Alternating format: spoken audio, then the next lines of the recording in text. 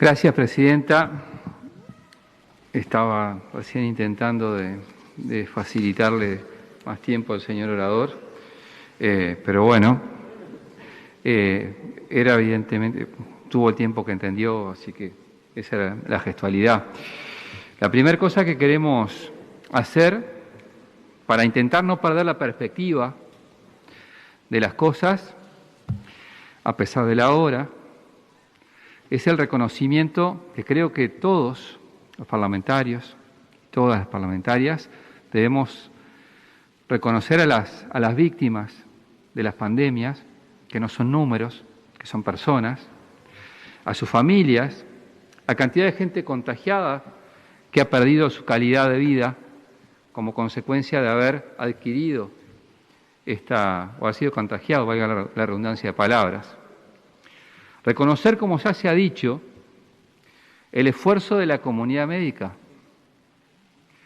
de enfermeras, enfermeros, de vacunadores y de otros funcionarios públicos que también han estado a la orden del día en este tipo de acciones, que tanto y tanto se ha denostado cuando se caen generalizaciones a los funcionarios públicos, y estoy hablando no solo de militares, de policías, de maestros, de profesores y de otros que son anónimos y que se les asocia a burócratas de turno y que efectivamente han demostrado, una vez más, que con un buen Estado hay una buena respuesta.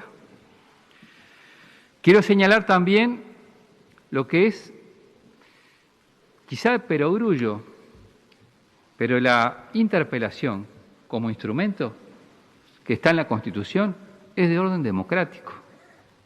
Utilizar esta herramienta es utilizar una herramienta que el constitucionalista le dio al parlamentario para representar a la gente cuando hay determinadas circunstancias que la meritan. Y digo esto porque parte de la función que tienen los ministros y las ministras es venir aquí a dar explicaciones sobre las acciones políticas y las decisiones que toman. Es parte de su función. Tienen que venir a dar respuesta de sus acciones porque hace a la esencia del sistema democrático, que obviamente pasa siempre que a las bancadas oficialistas les cae grueso, porque nos ha pasado, que convoquen a sus ministros. Pero es de orden que el ministro o la ministra vengan y dé respuesta de cada una de las cosas que se plantean, y uno estará de acuerdo o en desacuerdo con lo que se dice o con lo que se hace. Pero ojo con renegar de determinados instrumentos que hacen a la esencia de los contrapesos de las democracias y a los efectos de controles naturales que tenemos el derecho a ejercer desde la oposición en la cual la ciudadanía nos ubicó. Más, en el periodo pasado hubo una interpelación a los 4 días que asumió el Poder Ejecutivo. A los 4 días, no era que 4 días. Obviamente se venía de una administración anterior con políticas públicas de nuestro signo y se entendió que a los 4 días había que interpelar. Y en esta oportunidad, teniendo en cuenta las circunstancias que le tocó a este gobierno, que pudo haber sido del gobierno del Frente Amplio, del que fuera, hemos hecho un uso responsable, ponderado, de esta herramienta de la cual tenemos legítimo derecho de ejercer y que hace, insisto, a las condiciones democráticas. Es más, por algunas intervenciones creo que nos hace falta un ejercicio mayor de tolerancia, de escuchar los fundamentos del otro, aunque el otro diga cosas que yo no comparto, porque esa es la esencia de entender el pensamiento de otras personas que, llevadas por otras ideas, tienen la misma legitimidad de reclamar acá por lo que piensan y lo que hacen. Y en ese sentido, se dio un hecho para mí bastante insólito hoy. Me ha tocado estar y protagonizar en algún caso, en alguna comisión general, en algunas interpelaciones, desde la oposición, desde el gobierno, ahora de la oposición. Lo que nunca había visto fue un intento de interpelar al interpelante. Eso es lo más novedoso que he visto hasta hoy. La verdad, nunca había pasado. Yo no lo recuerdo.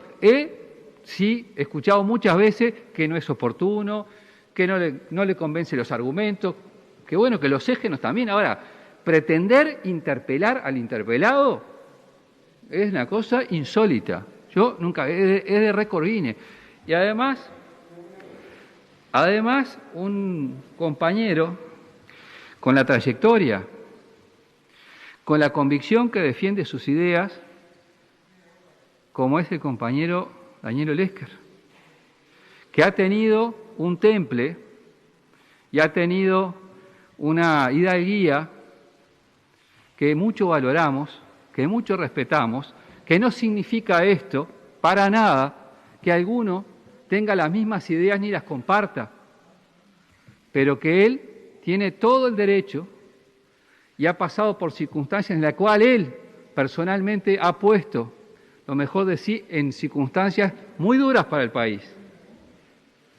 Y por eso me parece insólito que se haya pretendido en algunas oportunidades esta noche interpelar al interpelante. Insólito. No tiene un solo antecedente que yo conozca. Y conozco unos cuantos. Dicho esto, como puntualizaciones políticas, quiero señalar quizá un punto común, pero a veces que pasa que vos repetís una cosa, pasa, alguna quedará. Pero hay que decirlo por enésima vez. Nosotros reconocemos y valoramos todas las acciones que se tomaron en materia sanitaria en los primeros meses del año 2020. Están textos oficiales que han sido no citados de nuestra fuerza política del Frente Amplio y están en numerosas declaraciones de muchos compañeros y compañeras. Sí sabemos que desde noviembre del año pasado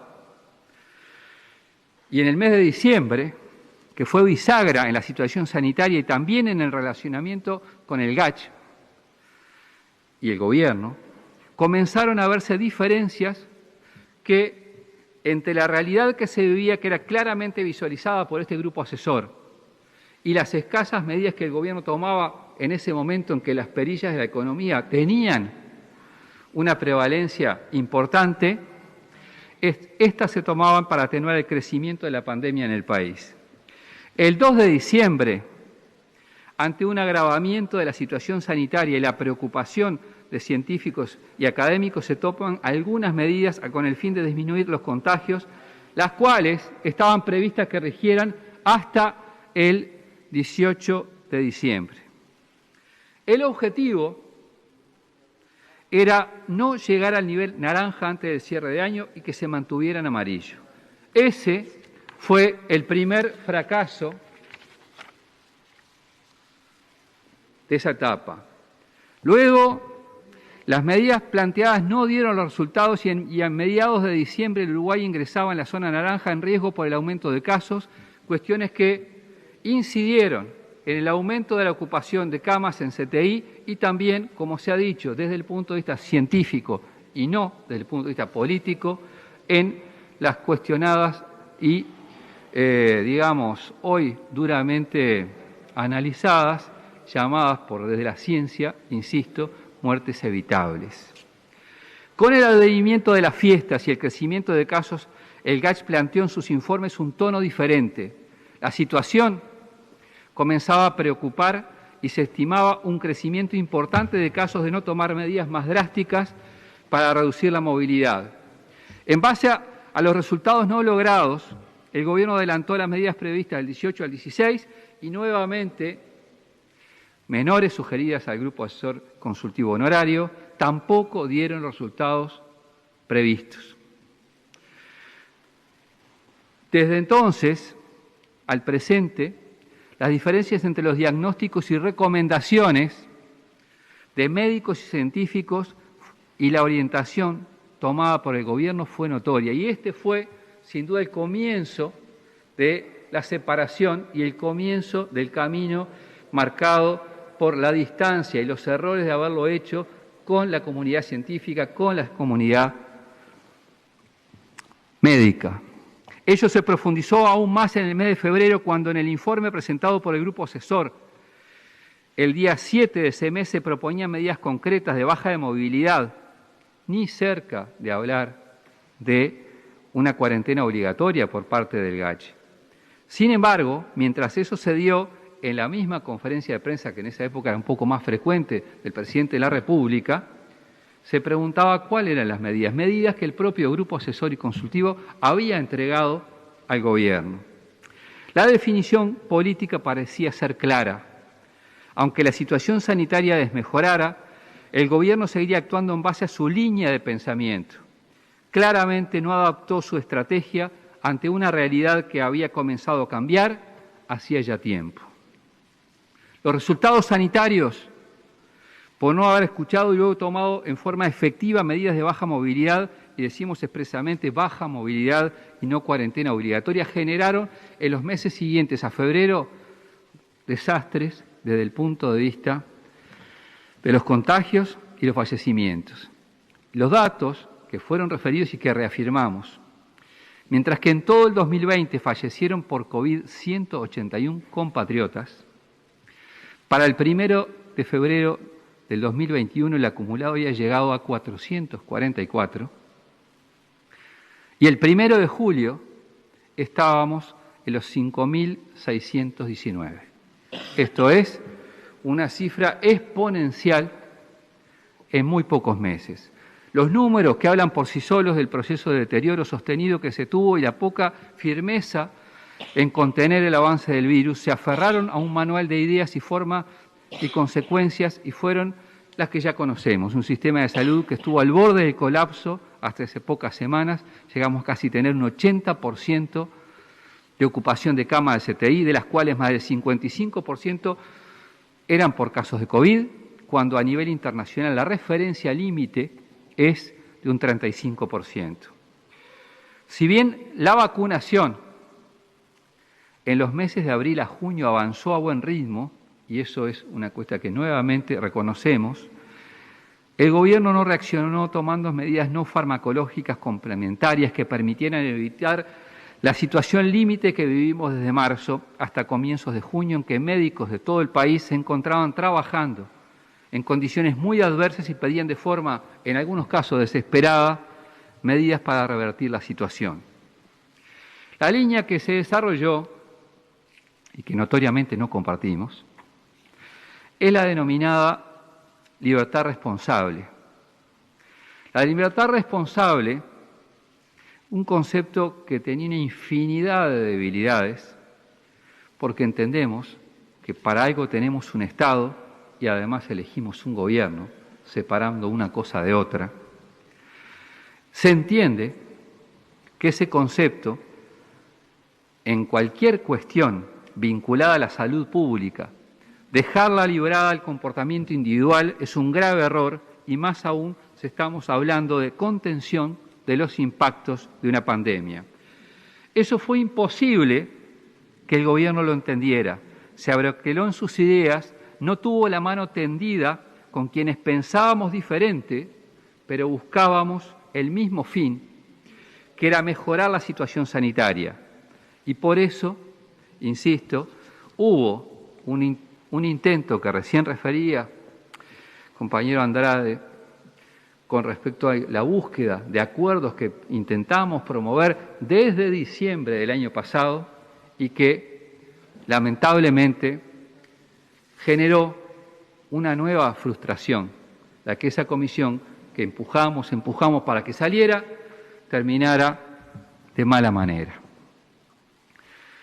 Y ni que hablar que la calidad de atención de la salud que se vio seriamente deteriorada, recordemos casos de pacientes con COVID, que en algunos casos, por ejemplo, tengo las referidas intervenciones en prensa, en Salto, en Soriano, en Suárez, que ni siquiera se llegó a atender adecuadamente. Todos esos casos los hemos analizado, lo hemos tenido como casos concretos, de personas concretas. Aumentar las camas de CTI, como fue la estrategia del Gobierno, alivianó la situación en parte. Sin embargo, como se señaló por parte de médicos y científicos, no todo se solucionaba con aumentar camas y respiradores. La limitación de recursos humanos para atender esas camas generó un claro deterioro de la calidad de la prestación. En los meses pasados, según los propios informes del GACH y tomando como referencia los parámetros internacionales de la OMS, se llegó a niveles de transmisión comunitaria máxima y un sistema de salud que llegó a la condición de limitado. A ello debemos sumar el triste récord que tuvimos durante varias semanas de ser el país con mayor cantidad de casos diarios por millón de habitantes y también la mayor cantidad de muertes por COVID. Nos indignamos por lo que sucedía en países vecinos como Brasil, pero si consideramos nuestra cantidad de población, estuvimos en determinadas semanas en peores situaciones. Quiero agregar, además, algunas de las afirmaciones de aspectos que hacen a la situación que están en el informe del GACH, un GACH al cual notoriamente la sociedad en su conjunto, el sistema político, le debe un reconocimiento muy grande, pero que ha señalado con total claridad algunas cosas que queremos insistir y compartir, particularmente de un informe que señalaba la senadora Quechichán, el de mayo, que decía, por ejemplo, no podemos dejar de mencionar la enorme cantidad de tratamientos de enfermedades y patologías que dejaron de atenderse porque el sistema de salud estaba prácticamente a tope por la causa del COVID. En su informe, Impacto secuelar en salud de pandemia por SARS-CoV-2 en Uruguay, que se dejó claro, la atención por telemedicina dilató diagnósticos perjudicando a los pacientes. En cuanto al retraso en la captación de patologías oncológicas, el informe señala que hubo un descenso del 23% de los casos reportados en 2020 con respecto a años anteriores en todos los tipos de cáncer. Se indica además que en 2020 se diagnosticaron 28.1% menos de cáncer de mama, 37.3% de cáncer colorectal y 15% de cáncer prostático. Lo mismo podemos hablar de situaciones vinculadas a los informes de los médicos neumólogos como otros especialistas que han encontrado retraso en diagnóstico y el tratamiento de enfermedades respiratorias, catalogando como un problema serio durante la pandemia COVID-19. Hablamos también que han reducido sus consultas al neumólogo, limitándose a contactos telefónicos y eventuales consultas con uso de telemedicina, explícita que el triage telefónico impide el examen físico y puede hacer perder aspectos sutiles del diagnóstico. Más adelante podríamos hablar del descenso de los casos de tuberculosis, que en 2020 fue del 8% con respecto a 2019 en los diagnósticos, y también en las enfermedades renales. En 2020 se identificó un descenso del 60% del ingreso de nuevos pacientes al programa de salud renal con respecto a 2019 y una caída de 19% en el número de controles de quienes estaban en tratamiento. Entre marzo y mayo de 2020, solo el 6.5% de las consultas de psiquiatría fueron presenciales y de las telefónicas solo el 13% usó videollamada. También informa que de acuerdo a datos aportados por 31 mutualistas cayeron 29% de las consultas de psiquiatría y 58% las de psicoterapia. Podríamos avanzar y queremos reconocer algunos elementos más. Por ejemplo, ya dijimos que valoramos y celebramos la altísima tasa de vacunación, pero no podemos dejar de señalar incluso lo dijo hasta algún colega, en este caso del Partido Nacional, el legislador Andújar. Voy a cerrar en unos minutitos nomás, Presidenta, porque además tengo dos preguntas puntuales para dejarle a los ministros, uno para cada uno. El caso de Canelones, y no puedo pasar por alto, donde una mala organización inicial del proceso de inoculación tiene consecuencias hasta el día de hoy. Canelones fue desde el inicio el departamento con menor porcentaje de vacunados y lo sigue siendo. El segundo departamento en población y con una distribución de ella de más de 30 municipios y cientos de localidades y pueblos, comenzó con 5 vacunatorios durante mucho tiempo.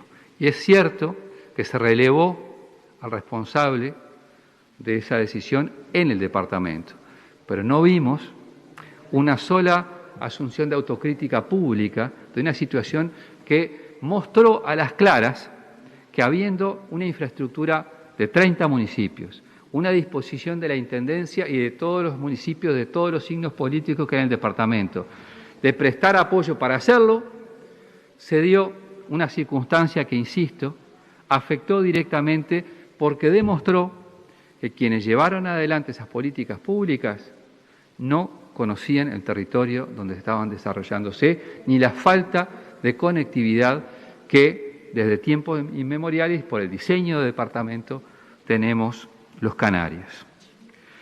Quiero cerrar con un par de preguntas concretas, porque vamos a evitar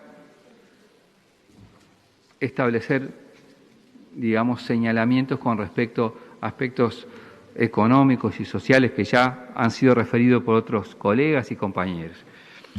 Una de las preguntas que formuló el miembro interpelante, compañero Daniel Olesker, la número 38 en particular, decía: ¿qué posición tienen los ministros y el gobierno uruguayo sobre la liberación transitoria de las patentes? El ministro de Salud hizo una referencia a que otra cartera tenía que ver con esto. Nos gustaría saber su opinión al respecto, porque quizás un asunto como este, el vinculado a algo que puede ser una definición país y que no es solo del Uruguay, sino que hace a intereses particularmente de los países dependientes, de menos posibilidades, si se podría señalar una opinión al respecto desde el ángulo de su cartera, porque además, insisto, hay un interés notorio, por supuesto, económico, y hay, por supuesto, una defensa y una inversión de aquellas empresas que utilizan recursos y que después obtienen importantes recursos a partir de la venta de sus productos. Ese equilibrio y la excepcionalidad que podrá ser requerida hacia el futuro de determinadas cuestiones fundamentales. Y la segunda tiene que ver con una afirmación que ha señalado la ministra de Economía cuando habló que vamos a adelantar inversiones, todas las inversiones públicas posibles. Lo mismo había dicho el presidente el 1 de marzo en la Asamblea General y señaló su intención de utilizar esa herramienta y habló de una cantidad importante de obras públicas con distintos financiamientos que se pondrían en marcha. Después lo volvió a hacer el presidente en un reportaje en Canal 10 un día antes de recibir a los miembros de la Comisión COVID. Dijo que era su mayor desvelo. Y ahora lo reitera la ministra. Y lo que quisiéramos saber es cuáles son las obras concretas que empiezan a partir de este gobierno con esta iniciativa. ¿En qué mes? ¿De qué estamos hablando? Ya hubo, en este caso, 3 anuncios, 2 en el Parlamento, otro en medios. Si se puede adelantar hoy, ¿cuándo y cuáles? Concreto, ¿cuándo y cuáles? Esa es la pregunta. Gracias, Presidenta. Por aquí quedamos.